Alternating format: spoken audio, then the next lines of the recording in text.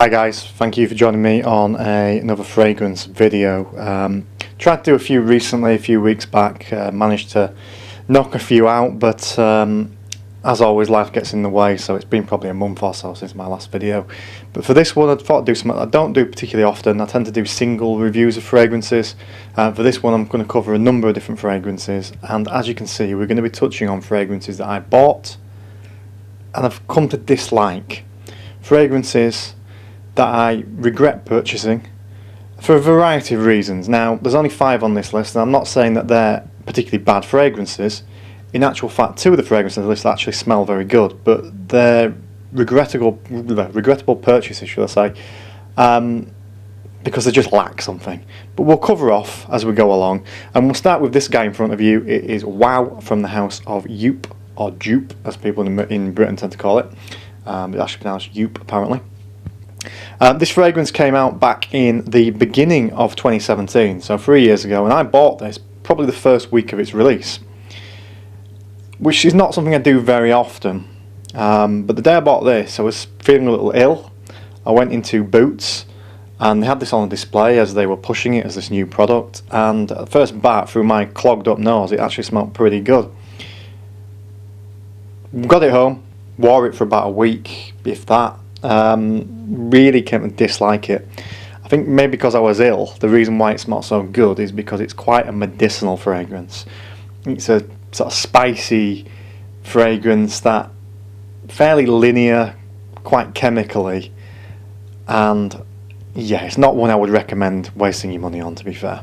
Moving swiftly on, number 2 of this list of fragrances I regret buying is Y3 Black Label from Y3. Now, if you don't know about Y3, it started in the mid-2000s as a collaboration between the Japanese designer Yohji Yamamoto and Adidas, hence the 3, signifying 3 stripes. Made sort of higher-end designer clothing, sportswear clothing, as you can expect from Adidas, but with a sort of hefty price tag. I had a Y3 jacket back in 2006, which cost nearly 400 quid. I'd never spend that money on a jacket again. And a brand that really kind of faded away. They was known for trainers more than anything.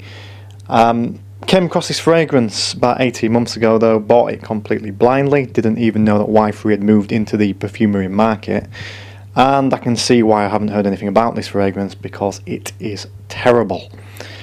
What can we tell you? Well, it's a woody fougere and it stinks. I don't know really how to break this down without giving you... Well, I don't even want to break it down because it's absolutely disgusting stuff. Reviews on it in the market are seldom. There's hardly any, which is a good thing because it means fewer people have had the misfortune of getting on their nose on this absolute monstrosity. Thankfully, it only costs about 15-20 quid, so you're not losing out if you do waste your money on it. But I'd suggest spending that 50 or 20 quid on the horses or something, because even throwing it down with Dren would be more useful way of spending your money than wasting it on this crap. I do like the bottle though, but that's its only slight redeeming feature. Now we move on to one that's probably slightly controversial, although not as controversial as number 1 on this list, which is coming up. The fragrance you have before you, Versace Eros. This was actually the first fragrance I ever reviewed back in early 2017, so just over 3 years ago. And I did like it at the time. I do like it now to an extent as a smell, but it just doesn't work for me. It is a young person's fragrance. It's quite a sweet fragrance. It often makes lists of best clubbing fragrances, things of that nature. It's a little bit minty as well, but kind of fresh, but at the same time it's also quite a heavy winter fragrance. So it has a few, what's the word? A few contradictions. For me, the reason why I regret purchasing it is because I just don't get anywhere out of the damn thing. I've had this bottle, as I say, over 3 years now, and if we can just have a look at that, I mean, I barely dented it. I probably wore it 6 times ever. Just doesn't suit for me. If you were, say, 19, 20, you wanted a fragrance for the evening, then this might suit you and your budget, but I'm mid-30s, like something a bit more either fresher for the summer or a bit more grown up in the winter, and this doesn't fit either of those categories, so it goes on the regret to buy list. Number 4 on this list is Polo Red from Ralph Lauren. Now, I've recently reviewed this fragrance on my channel, so if you have got the time, please do check out that review. And similarly to Eros, it is a good fragrance. It is a fragrance that smells nice, it's pleasant, it won't offend anybody. Its major flaw, and the reason why it makes this list, is because its longevity is virtually 0. If there were marks out of 10 for opening, this fragrance would be solid 9, 9.5. It is really good in the opening. Dries down, becomes a little bit different, but then that dry down disappears completely, and what you're left with is absolutely bugger all. So again, it's one of those fragrances I wish I hadn't spent the money on.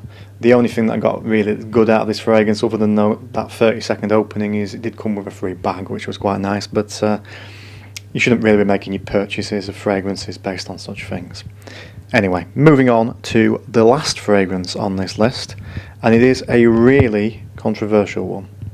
It's this one, La Nuit de l'Homme from Yves Saint Laurent. One of the most talked about fragrances probably of the last decade. Really sort of rich, wintry, sweet fragrance, nighttime fragrance. Does smell absolutely fantastic. So if it smells fantastic, you're probably scratching your head and wondering why it's on a list of fragrances that you shouldn't buy. A list of fragrances that I regret buying. And it's the same reason as Polo Red. It's a nice fragrance, smells very good, suits its purpose to an extent. Longevity sucks. Now, prior to about 2012, I'm just moving the camera there, prior to about 2012, this was a fantastic fragrance, and if you can get an old batch of this, then it's worth having. However, if you've got a batch from that point onwards, you're really just getting a poor imitation of the original version, which came out, off the top of my head, I think about 08, somewhere around there. A lot of people don't actually realise this is a flanker of L'Homme as well, the cleaner, more daytime summery fragrance that Yves Saint Laurent released back in 2006. And yeah, like I say, it's a fantastic fragrance, great compliment getter when it lasts and people can smell the damn thing, but people don't really smell the damn thing because it's gone in a heartbeat. Anyway, this is my 2 pence on 5 fragrances that I wish I had not bought. Comment below with fragrances you regret buying. Also, if you feel like it, comment with any fragrances you feel I should buy. Recommendations are always welcome. Once again, thank you for watching this video. If you can, please check out my other videos, that would be appreciated. And also, if you can smash that subscribe button, that would help me out greatly as well. Anyway, thank you for watching, and I'll catch you soon with more fragrance videos.